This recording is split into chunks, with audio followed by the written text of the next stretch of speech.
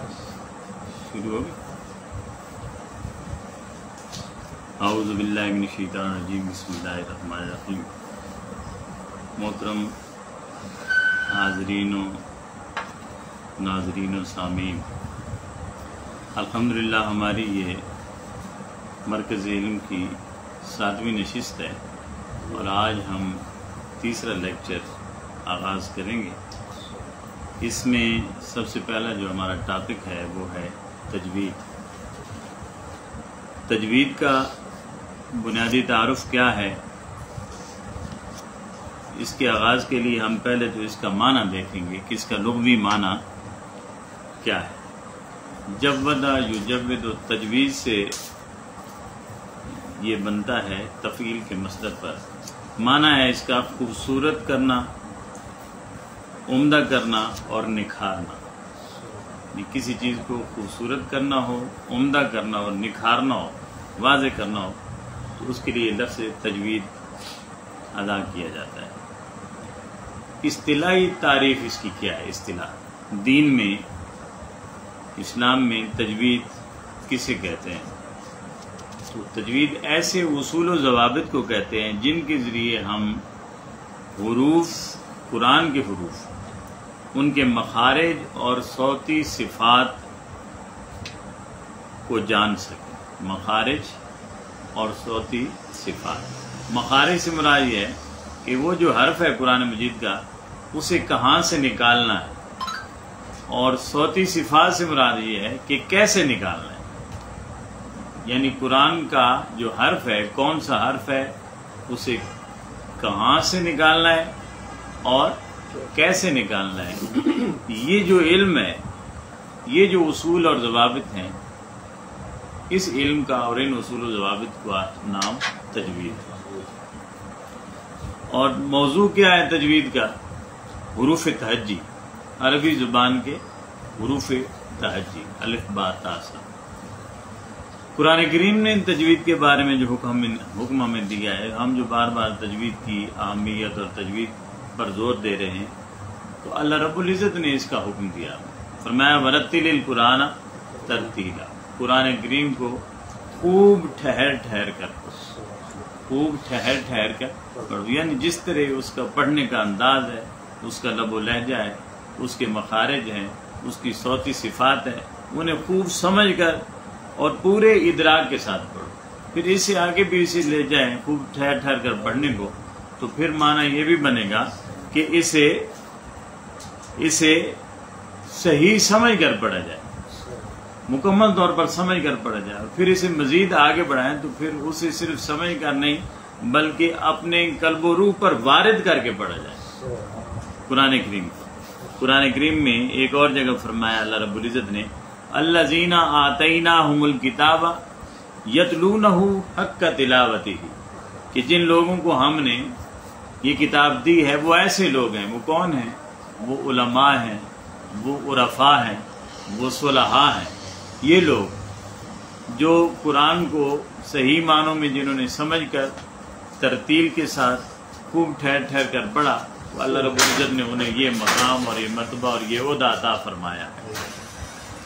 فرمایا الذین آتیناہم الکتاب، یہ وہ لوگ ہیں، ایسے لوگ بھی ہیں کہ جنہیں ہم نے کتاب دی. یتلونہ، تو پھر وہ اس کتاب کو پڑھتے ہیں. حق کا تلاوت ہی کیسے پڑھتے ہیں؟ جیسے پڑھنے کا حق ہے وہ ایسے پڑھتے ہیں. آقا نے بھی فرمایا، رسول کائنات فرماتے ہیں کہ قرآن اللہ رب العزت اس بات کو پسند فرماتا ہے کہ یقرأ القرآن کما انزل، ایسے پڑھو جیسے وہ نازل کیا گیا، اس انداز سے پڑھو. اب پھر تجوید کا فقہی حکم بھی ہے ہمارے لیے کہ تجوید ہمارے لیے فقہ میں قرآن نے بھی حکم دیا، آقا نے بھی ترغیب دلائی. اور اب فقہ میں اس کا مقام اور مرتبہ کیا ہے، اس کی کیا اہمیت ہے؟ تو فقہ میں تجوید کے ساتھ پڑھنا یہ فرض کفایہ ہے. فرض کفایہ ہے، یعنی اتنا ساری آپ کو تجوید آتی ہو تجوید کہ آپ نماز جو پڑھ رہے ہیں اس کے بارے میں سمجھ بھی رہے ہوں کہ یہ نماز ہے. اتنی تجوید، اور وہ حروف جو آپ نماز میں ادا کر رہے ہیں سبحانک اللہم سے لے کر السلام علیکم ورحمۃ اللہ تک، وہ سارے کے سارے حروف آپ کے صحیح مخرج کے ساتھ اور صحیح آواز صوتی صفات کے ساتھ وہ نکلے.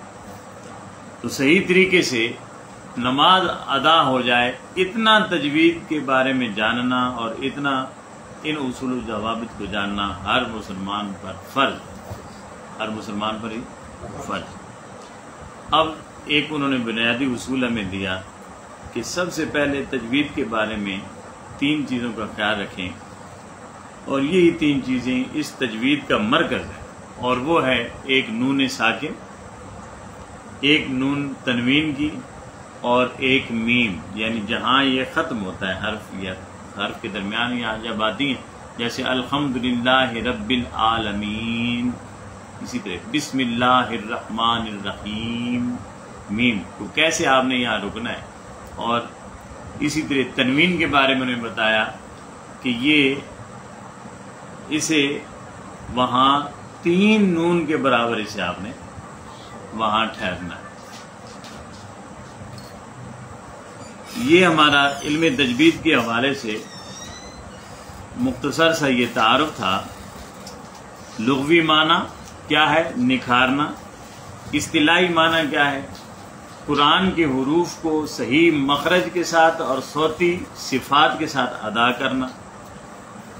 تجوید کا موضوع قرآن کے حروف ہیں، حروف تہجی ہیں، اور قرآن کریم نے حکم دیا ہے کہ قرآن کریم کو اللہ رب العزت کے حکم کے مطابق خوب ٹھہر ٹھہر کر پڑھا جائے، خوب ٹھہر ٹھہر کر.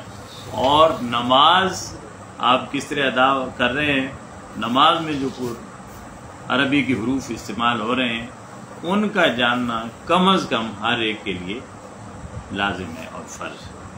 یہ تجوید کا ٹاپک تھا مختصر سا. اب ترجمہ اور تفسیر دوسرا ٹاپک ہمارا، اور اس ٹاپک میں رسول اکرم صلی اللہ علیہ وآلہ وسلم کی اتباع کے حوالے سے بیان کیا گیا ہے کہ اللہ کی محبت کے لیے رسول کی اتباع ضروری ہے، رسول کی اتباع ضروری ہے. اب یہ بات سمجھنے کے لیے تھوڑی سی یہ توجہ اس طرف دیں گے کہ انسان کی تخلیق کا ایک مقصد ہے، اور وہ مقصد اللہ کی بندگی، اللہ کی عبادت ہے. اور یہ جو عبادت ہے، یہ جو بندگی ہے، یہ عابد اور معبود کے درمیان ایک تعلق کا نام ہے. عابد اور معبود کے درمیان، یعنی اللہ اور بندے کے درمیان ایک تعلق کا نام ہے، اور یہ تعلق بغیر محبت کے استوار نہیں ہوتا، بغیر محبت کے. اور محبت کے لیے اللہ کی محبت کے لیے رسول سے تعلق جوڑنا ضروری ہے. اور رسول سے تعلق کس طرح ہے؟ ایک ہوتی ہے اطاعت اور ایک ہوتی ہے اتباع. اطاعت ہوتی ہے کہ آپ کسی کا حکم مانتے ہیں، دل چاہے نہ چاہے آپ کسی کا حکم مانیں، اسے اطاعت کہتے ہیں. اور ایک ہوتی ہے اتباع، یعنی آپ دل سے کسی کو تسلیم کرتے ہیں اور دل سے اس کی پیروی کرتے ہیں، دل سے اسے مانتے ہیں، اس کے احکامات کو مانتے ہیں، اس کی فرما برداری کرتے ہیں. تو اللہ رب العزت نے اپنی محبت کے لیے جس چیز کو لازم کیا وہ حضور کی اطاعت نہیں، کیونکہ اس میں تو دکھاوا بھی آ سکتا ہے. حضور کی اتباع ضروری ہے، حضور کی اتباع ضروری ہے، کیونکہ اتباع دل سے ہوگی، اتباع دل کے ساتھ ہوگی، اندر سے ہوگی.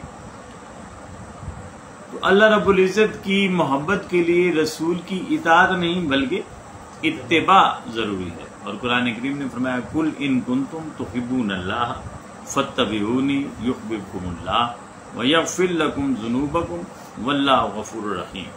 کہ محبوب ان سے فرما دیجئے، یہ لوگ مجھ سے محبت کا دعویٰ کرتے ہیں تو ان سے فرما دیجئے ان کنتم تحبون اللہ، اگر اللہ سے واقعی تم محبت کرنا چاہتے ہو اور محبت کا دعوے دار ہو تو فاتبعونی، میری اطاعت کرو، میری اتباع کرو. کیا کرو؟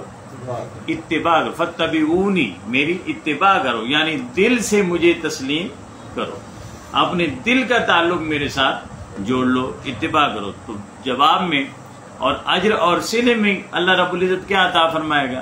اب بندہ چاہتا تھا کہ اللہ اس کا محبوب بن جائے، تو اللہ نے فرمایا میرے محبوب کی اطاعت کرو. اب جب بندے نے اللہ کے محبوب کی اتباع کر لی، اتباع، تو فرمایا یحببکم اللہ، پہلے تم میرے محب تھے، اب میرے محبوب بن جاؤ، اب میرے محبوب بن جاؤ. یحببکم اللہ، وہ اللہ خود تم سے محبت کرنے لگ جائے. بندہ اللہ سے محبت کرنے نکلا، اللہ نے فرمایا ایک اور تجھے آسان راستہ دیتا ہوں، میرے محبوب کی اتباع کر لے، پھر تجھے میری محبت کے لیے پاپڑ نہیں بیلنے پڑیں گے، میں خود تجھے اپنا محبوب بنا لوں گا. اور پھر کیا فرمایا؟ وَيَغْفِرْ لَكُمْ ذُنُوبَكُمْ، اور تمہارے سارے گناہ تمہاری خاطر معاف کر دیے جائیں گے، ساری خطائیں معاف کر دی جائیں گی. گویا رسول کی اتباع گناہوں سے نجات کا سبب بنتی ہے اور اللہ کی محبت کا سبب بنتی ہے اور ذریعہ بنتی ہے. اللہ کا محبوب بننے کا واحد اور مضبوط ذریعہ رسول کی اتباع ہے. واللہ غفور الرحیم، اور پھر فرمایا صرف یہ نہیں کہ گناہ بخش دوں گا، میں غفور بھی ہوں اور پھر رحیم بھی ہوں. یعنی ایک تو گناہ بخشوں گا اور ہمیشہ مغفرت فرماتا رہوں گا اور ہمیشہ اپنے رحم سے نوازتا رہوں گا. پھر دوسری آیت کریمہ، یہ غزوہ احد میں صحابہ کرام کچھ مدینے میں رہ گئے تھے، وہ غزوہ احد میں شامل کسی وجہ سے نہ ہو سکے، مختلف معاملات تھے، تو اللہ رب العزت نے ان کے بارے میں فرمایا ما کان لأہل المدینۃ ومن حولہم من الاعراب، یہ اہل مدینہ جو تھے اور دیگر جو اعرابی لوگ تھے دیہاتوں میں رہنے والے جو رہ گئے، انہیں یہ زیب تو نہیں دیتا تھا کہ وہ پیچھے رہے. آقا اللہ کا محبوب میدان جنگ میں ہو، مقام احد پر ہو اور یہ لوگ پیچھے اپنی مصروفیات کی بنا پر رہ جائیں، انہیں زیب تو نہیں دیتا تھا. ان یتخلفوا عن رسول اللہ، کہ وہ رسول کو چھوڑ دیں اور پیچھے رہ جائیں. ولا یرغبوا بانفسهم عن نفسہ، اور یہ بھی نہیں کہ وہ رسول اکرم صلی اللہ علیہ وسلم کو اپنی جانوں کے بعد سمجھیں، یعنی اپنی جانوں اور اپنی ذات کو رسول کی ذات پر ترجیح دیں، یہ بھی ان کے لیے مناسب نہیں تھا، مناسب نہیں تھا. پھر فرمایا ذالک، کیوں؟ اب یہ دیکھیں، یہ بھی جو کچھ رسول کے ساتھ تعلق ہے، رسول کے ساتھ غلامی ہے، رسول کے ساتھ کی خود سپردگی ہے، یہ سارا کیا ہے؟ فرمایا اس میں بھی بھلا کس کا ہے؟ ان لوگوں کا بھلا ہے، ان افراد کا بھلا ہے جو پیچھے رہ جانے میں. اللہ فرما رہا ہے کہ تمہیں رہنا نہیں چاہیے تھا، پیچھے رہنا نہیں چاہیے تھا، یہ مناسب نہیں تھا.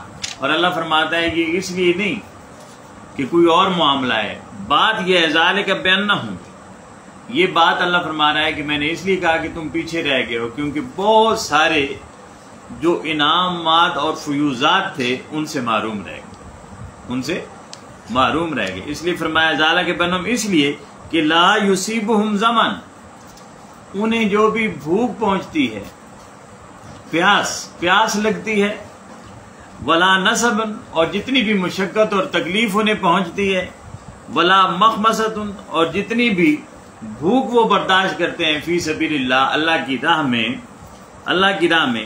پھر فرمایا ولا یطعون موطئا یغیظ الکفار، اور جب بھی وہ کوئی قدم اٹھاتے ہیں جس سے کفار کو غصہ آتا ہے اور وہ غضبناک ہوتے ہیں، ولا ینالون من عدو نیلا، اور جو بھی انہیں دشمن سے کچھ بھی ملتا ہے، قید ملتی ہے، شکست ملتی ہے، زخم ملتے ہیں، شہادت ملتی ہے، مال دولت ملتا ہے، جو کچھ بھی ملتا ہے، جو تکلیف، جو دکھ سکھ جتنے بھی دشمن سے ملتے ہیں، اللہ رب العزت فرماتا ہے الا کتب لہم بہ عمل صالح، ہر ایک کے بدلے میں اللہ رب العزت ان کے مقدر میں، ان کی کتاب میں ایک نیک عمل لکھ دیتا ہے، ایک نیک عمل لکھ دیتا. یعنی اب وہ پیچھے رہ گئے، اللہ فرماتا ہے تمہیں اچھا نہیں تھا، عذاب نہیں دیتا تھا، مناسب نہیں تھا کہ تم پیچھے رہتے، اس لیے کہ تمہارا ایک ایک قدم، تمہارا ایک ایک عمل، تمہیں ملنے والا ایک ایک زخم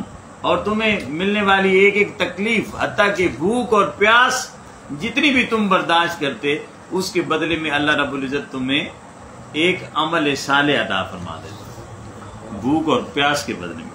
پھر فرمایا ان اللہ لا یضیع اجر المحسنین، یہ تمہارا نیکی ہوتی اور اللہ نیکوکاروں کا اجر ضائع نہیں ہوتا۔ اب نیکی کیا تھی؟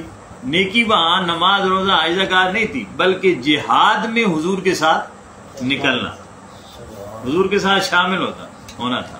اور فرمایا یہ تم محسن ہوتے، احسان کرنے والے، نیکی کرنے والے ہوتے، اور تمہارا ہر عمل اور ہر قدم عمل صالح بن جاتا، عمل صالح بن جاتا۔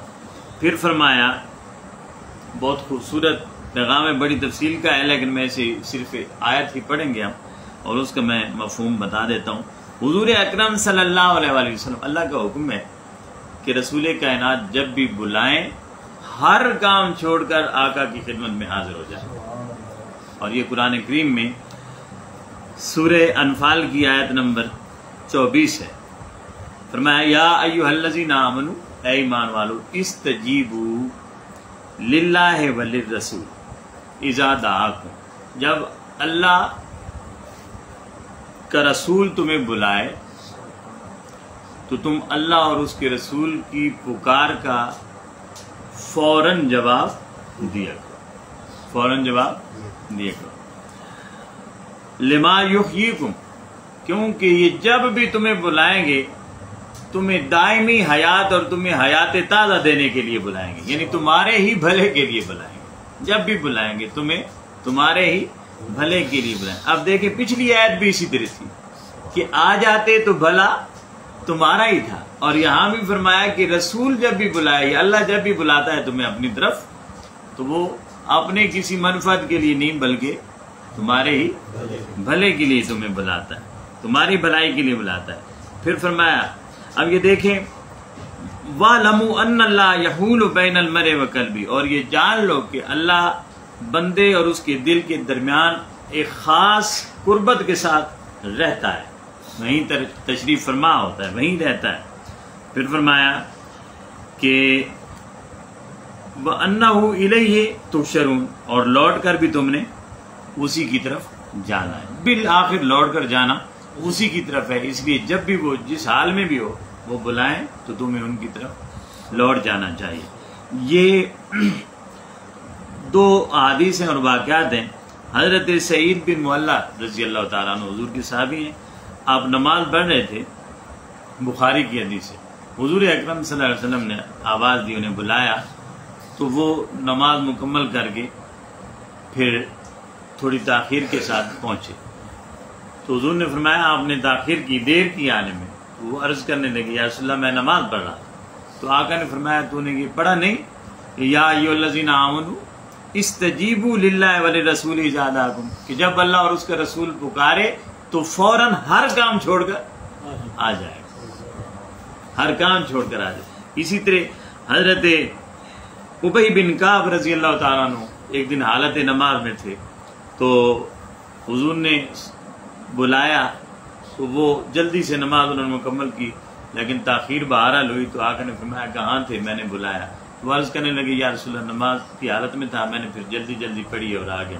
تو آقا نے فرمایا تو نے پڑھا نہیں قرآن میں کہ اللہ کا حکم ہے جب اللہ اور اس کا رسول بلائے تو ہر کام چھوڑ کر، ہر کام میں نماز بھی ایک کام ہے اور وہ اس میں شامل ہے، وہ شامل ہے، تو نماز کو بھی چھوڑ کر۔ اور فقہاء نے اور علماء نے اور ائمہ نے بتایا کہ آقا اگر بلاتے ہیں حالت نماز میں تو آپ جہاں بھی ہیں، مثلا آپ سبحان ربی العظیم کہہ رہے ہیں تو آپ نے صبح کہا ہے، صبح ادھر آقا کی آواز آ گئی اور آگے ابھی ہاں ربی العظیم کہنا تھا، تو سین اور بے پر یہیں پر رکیں اور سیدھا حضور کی بارگاہ میں حاضر ہو جائیں۔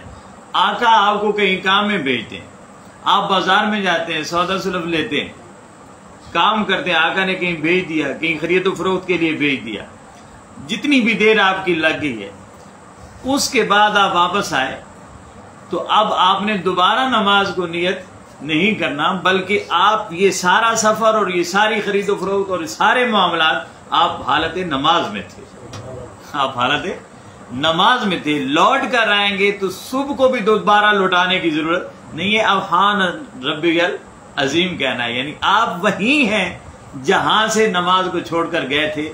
اور عشاق یہ کہتے ہیں کہ یہ نماز جو جہاں چھوڑ کر گئے تھے، وہ جو گئے تھے اصل نماز ہی وہ ہے، اصل نماز ہی وہ جسے چھوڑ کر گئے تھے اور جدھر گئے تھے اصل نماز تو وہ نماز ہے.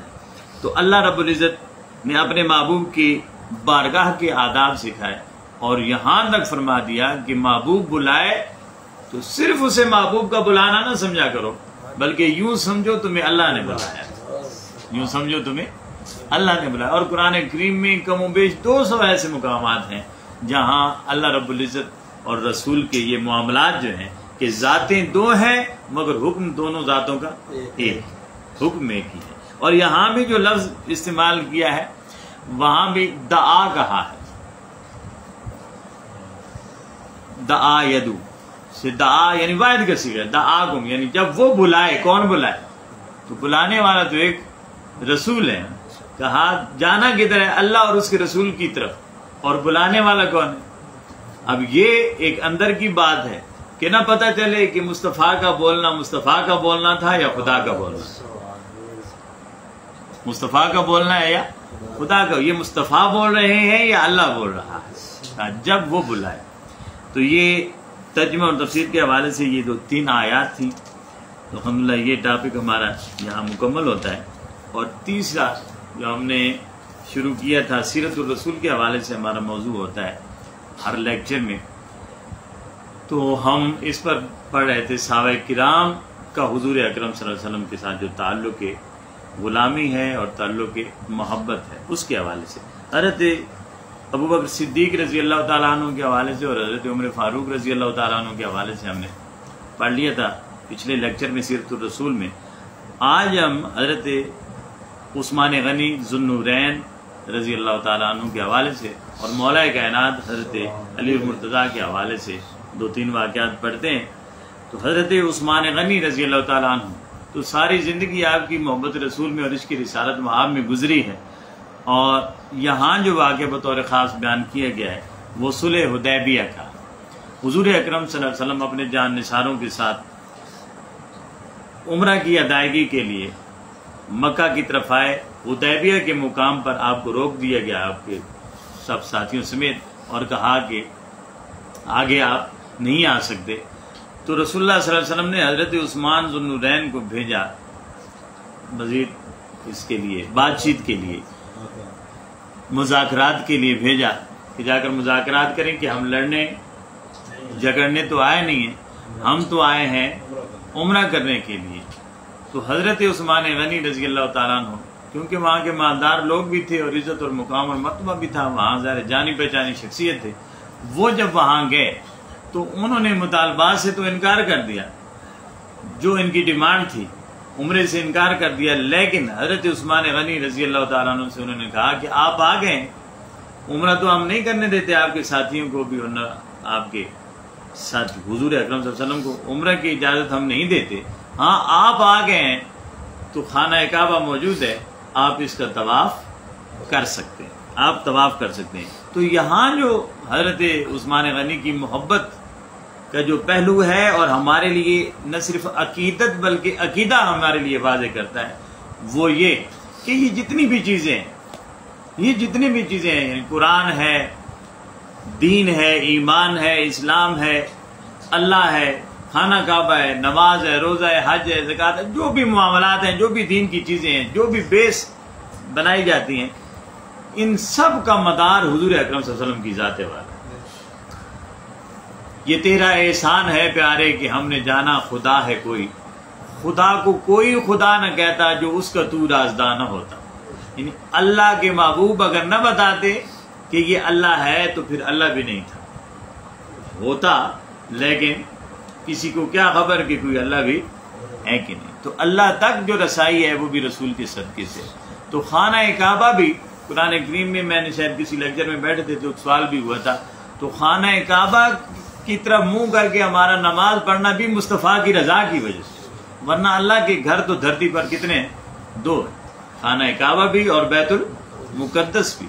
مگر ہم بیت المقدس کی طرف منہ کیوں نہیں کرتے؟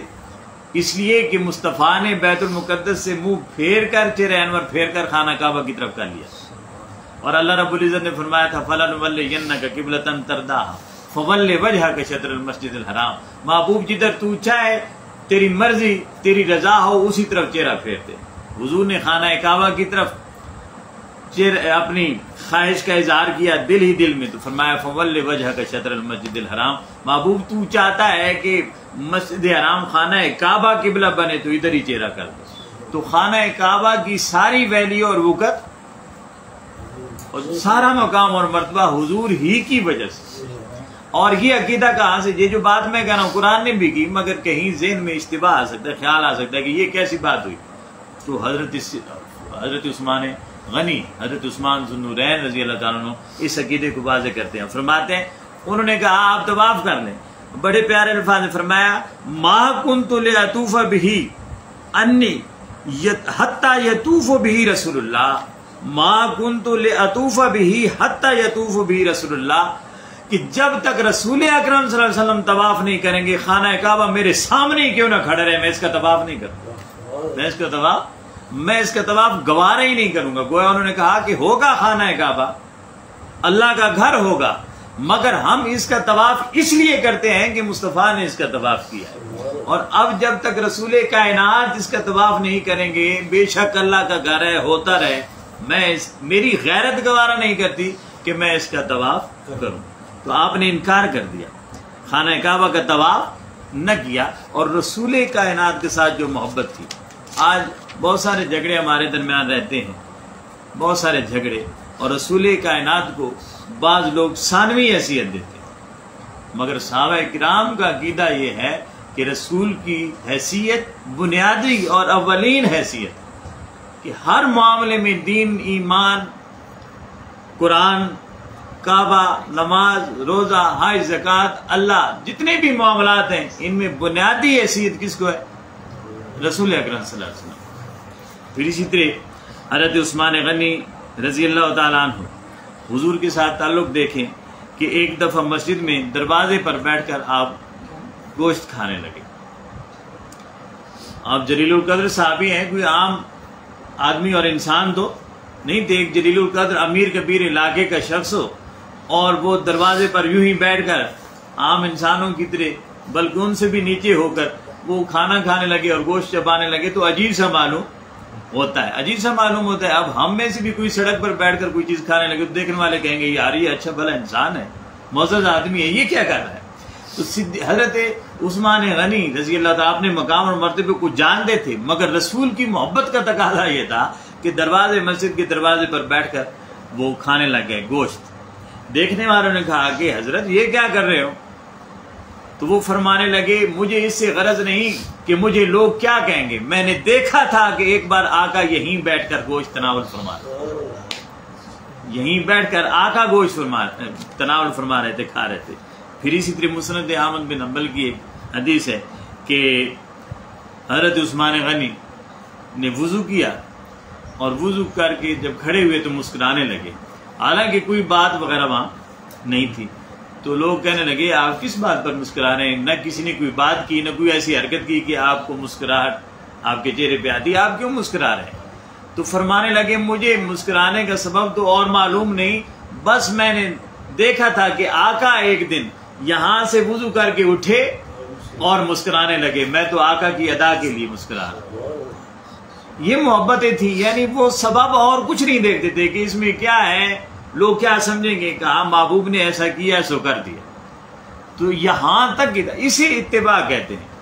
اب اللہ کے محبوب نے حکم نہیں دیا، نہ خانہ کعبہ کے طواف سے منع فرمایا تھا کہ جب تک میں طواف نہ کروں اس وقت تک طواف نہیں کرنا، نہیں منع فرمایا، مگر غیرت عثمانی نے یہ گوارا نہیں کیا کہ محبوب کے بغیر خانہ کعبہ کو دیکھ بھی لے، طواف تو دور کی بات۔ پھر آقا نے یہ بھی نہیں فرمایا کہ میں جو کروں اپنی عام عادتاً اپنی زندگی میں حیات طیبہ میں تو آپ نے وہ کرنا ہے، یہ بھی نہیں فرمایا، مگر محبتوں کا تقاضا یہ تھا کہ جو آقا کرتے جائیں صحابہ اسے اپناتے جاتے ہوتے۔ وہ شعر تھا بڑا خوبصورت ہے کسی کا، مجھے کیا خبر تھی رکوع کی، مجھے ہوش کب تھا سجود کا، تیرے نقش پا کی تلاش تھی کہ میں جھک رہا تھا نماز میں، کہ میں جھک رہا تھا، یعنی نقش پا کی، حضور کی نقش پا کو دیکھتے تھے. انہیں اس سے غرض نہیں ہوتی تھی کہ آقا نماز پڑھ رہے ہیں، آقا روزہ رکھ رہے ہیں، آقا جہاد میں ہیں، آقا مسکرا رہے ہیں، آقا گوشت کھا رہے ہیں، آقا کھانا کھا رہے ہیں، آقا کسی سے مزاح فرما رہے ہیں. اس بات سے تو غرض ہی نہیں ہوتی تھی کہ اس کا بیک گراؤنڈ کیا ہے، بس آقا نے کیا سو انہوں نے کر دیا. یہ ان کی محبتوں کے تقاضے تھے. اسی طرح حضرت علی المرتضیٰ رضی اللہ تعالیٰ عنہ، بڑی خوبصورت بات ہے، ان سے کسی نے پوچھا کہ آپ کو آقا سے کس قدر محبت تھی، تو انہوں نے بہت پیارے انداز میں کہا کہ کانا واللہ احب الینا من اموالنا و اولادنا و آبائنا و امہاتنا و من الماء البارد علی الظما. یہ جو آخری لائن ہے، آخری جو 2-3 الفاظ ہے، بڑے خوبصورت، یہ سمجھنے والے ہیں. کہا اللہ کی قسم، رسول کائنات ہمیں، مجھے، میرے مال و دولت سے، میری اولاد سے، میرے ماں باپ سے، آباء و اجداد سے سب سے زیادہ محبوب ہیں. اور حتیٰ کہ فرمایا، حتیٰ کہ اب گرمی کا موسم ہو اور ٹھنڈا پانی سامنے پڑا ہو اور بندہ پیاس کا مارا ہوا ہو تو اس کے سامنے کوئی اور چیز لے آئیں، کچھ بھی لے آئیں، مگر اس کی ترجیح کیا ہوگی؟ شدت کے ساتھ چاہے گا اس پانی کو جائے گا.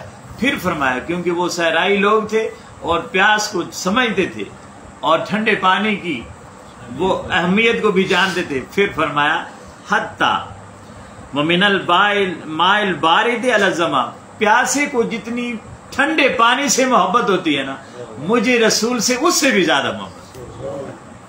پیاسے کو جس طرح ٹھنڈے پانی سے محبت ہوتی ہے، مجھے آقا سے گویا ان کی بھوک اور پیاس آقا کو دیکھ کر مٹ جایا کرتی تھی، بجھ جایا کرتی تھی. پیاسے کی پانی کے ساتھ، ٹھنڈے پانی کے ساتھ جتنا لگاؤ اور محبت ہے، کہا اس سے بھی زیادہ مجھے اس سے محبت تھی. یہ صحابہ کرام کے حضور اکرم صلی اللہ علیہ وسلم کے ساتھ، یہ خلفائے راشدین میں سے حضرت عثمان اور مولا کائنات رضی اللہ عنہما کا یہ تذکرہ تھا جو میں نے کیا. اور میں اسی مختصر سے وقت میں چاہتا ہوں یہ فقہ کا نواقض وضو، یہ 2-4 لائنیں ہیں، انہیں پڑھ لیا جائے. وضو کن چیزوں سے ٹوٹ جاتا ہے؟ وضو کن چیزوں سے ٹوٹتا ہے؟ وہ چیزیں، نمبر 1 پاخانہ یا پیشاب وغیرہ، اس سے وضو ٹوٹ جاتا ہے. یا پاخانہ اور پیشاب کی جگہ سے کوئی اور چیز، پیپ وغیرہ آ جاتی ہے، خون آ جاتا ہے، بواسیر کی صورت میں جیسے خون آ جاتا ہے. اسی طرح منی وغیرہ یا مزی ودی، یہ 3 چیزیں ہوتی ہیں، بڑے سمجھ جائیں گے. تو ان میں سے کوئی قطرہ کسی چیز کا نکل آتا ہے تو اس سے وضو ٹوٹ جاتا ہے. اور بعض چیز یعنی ایسی ہے منی جس سے غسل بھی ٹوٹ جاتا ہے. تو وضو کے لیے پھر دوسرا یہ ہے کہ جسم کے کسی بھی حصے سے خون آ جاتا ہے یا پیپ نکل آتی ہے، اس سے بھی وضو ٹوٹ جاتا ہے.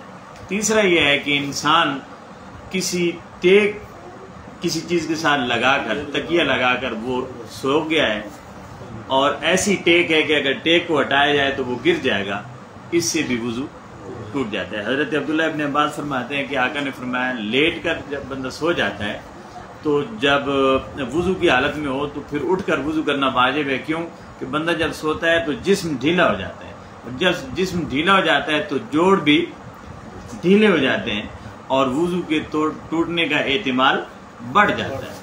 اس لیے جب وہ اٹھے تو اس پر وضو کرنا واجب ہو جاتا ہے.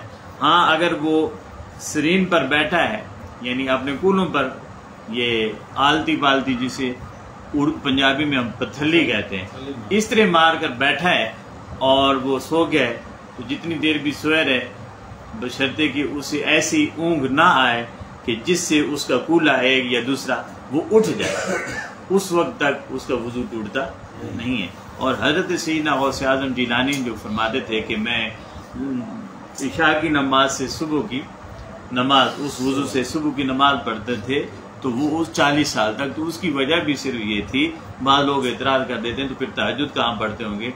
ان نادانوں کو یہ سمجھ نہیں کہ وہ اس دوران اسی طرح بیٹھے بیٹھے اپنی نیند کو اونگ کے ساتھ اور نیند کو چند لمحوں کے ساتھ وہ اسے مکمل کر دیا کرتے تھے، اس لیے پھر وہ تہجد کی نماز مکمل کر لیتے تھے. تو ایک تو یہ، اور پھر فرمایا منہ بھر کر کہہ آ جائے، منہ بھر کر تو منہ بھر کر کہے آنے سے مراد یہ نہیں کہ آپ ایسے منہ سوج جاتا ہے اور بہت زیادہ آ جاتے ہیں. منہ بھر کر کہے کہ جو معنی ہے اور مطلب ہے وہ یہ ہے کہ ایسی کہے کہ جو آئی ہے باہر کو لیکن ایسی بے ساختہ ہے, تھوڑی ہو یا زیادہ, اس میں سے پلٹ کر کوئی چیز پھر گلے میں چلی جائے, اسے منہ بھر کر کے. اس سے حالت میں روزہ بھی رکھا ہوا ہو تو روزہ بھی ٹوٹ جائے. اور اگر وہ ایسے آ گئی ہے,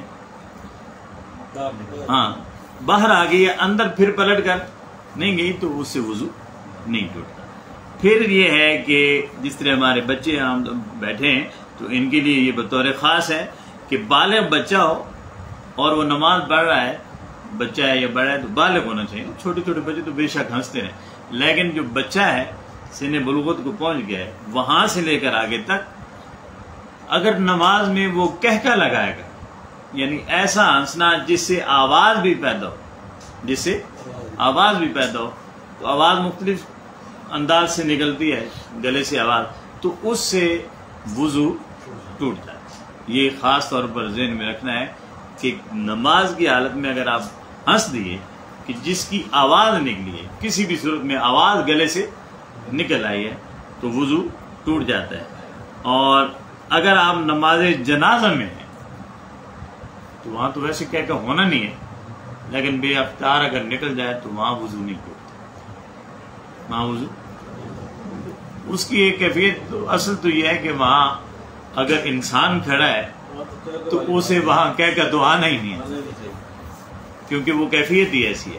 لیکن اگر آ گیا ہے کسی وجہ سے, بے اختیار کوئی ایسی صورت بن گئی ہے تو اس سے وضو نہیں ٹوٹتا. باقی نماز میں جب بھی آپ جہاں بھی ہوں گے اگر کہہ کر لگے گا آواز آئے گی تو وضو ٹوٹ جائے گا. بے ہوشی کی حالت میں وضو ٹوٹ جاتا ہے, بے ہوشی کی حالت میں. پھر جنون طاری ہو گیا, یعنی بندے پر پاگل پن کا دورہ آ گیا, اسی طرح کوئی جن وغیرہ یا آسیب کے شکار ہو گیا ہے, مرگی وغیرہ ہو گئی ہے, تو اس طرح انسان کی کیونکہ اسے اپنی ہوش نہیں رہتا کسی بھی صورت میں, تو اس صورت میں بھی وضو ٹوٹ جاتا ہے. پھر معذور آدمی کا وضو یہ ایک نماز کے لیے ہوتا ہے, دوسری نماز کے لیے وہ خود بخود ٹوٹ جاتا ہے. یعنی ایک نماز کے لیے شمار ہوگا کہ وہ وضو ہے, جسے تسلسل بول جسے کہتے ہیں, یعنی پانی پیشاب کے قطرے اس کے آتے رہتے ہیں, تو وہ ایک وقت میں نماز, ایک وضو سے ایک وقت کی نماز, اور اس ایک وقت میں ساری قضائیں اور نوافل وغیرہ اور تلاوت وغیرہ کر سکتے ہیں. اگلی فرض نماز کے لیے اسے دوبارہ وضو کرنا پڑے گا. اسی طرح یعنی یہ وہ لوگ ہیں جن کے کوئی ایسا زخم ہے کہ زخم سے خون وغیرہ رشتہ رہتا ہے, تو اس طرح بھی نماز کے لیے ایک نماز کے لیے ایک وضو ہوگا. اس ایک وقت میں مغرب سے عشاء تک وہ جتنی نمازیں پڑھنا, چاہے قضا اور ایک فرض اور باقی جتنی قضا یا نوافل یا جو عبادت کرنا چاہتا ہے وہ ایک وضو قائم رہے گا. اگلی اذان ہوگی تو وہ وضو خود بخود ختم ہو جائے گا. اسی طرح جسم کے حصے سے میں نے کہا کہ خون پیپ وغیرہ نکلتی ہے, اور وہ اتنی نکلتی ہے کہ وہ جہاں سے ظاہر ہوا ہے وہاں سے یہ چھوٹے چھوٹے آگے جا رہے ہیں راستے, تو وہاں کہیں پھیلتا نظر آ رہا ہے تو وضو ٹوٹ جائے گا. اور بعض اوقات ایسا بھی ہوتا ہے کہ اوپر سے ایسے یہ چمڑا جلد جو ہے اوپر سے چھل جاتی ہے, لیکن خون نظر آ رہا ہوتا ہے, ایسے بہتا نہیں ہے, تو اس صورت میں وضو نہیں ٹوٹتا. تو یہ آج الحمدللہ ہمارے 4 ٹاپک تھے جنہیں ہم نے مکمل کر لیا ہے. یوٹیوب تو میں سن رہا کہ مدنی صاحب ہنس رہے ہیں, مدینہ پاک ہونے یا مسجد خانقاہ میں, وہ اگر ہوا میں خارج ہو گئی وضو کی ہوا خارج ہوئی, بو نہ آوے آواز نہ آوے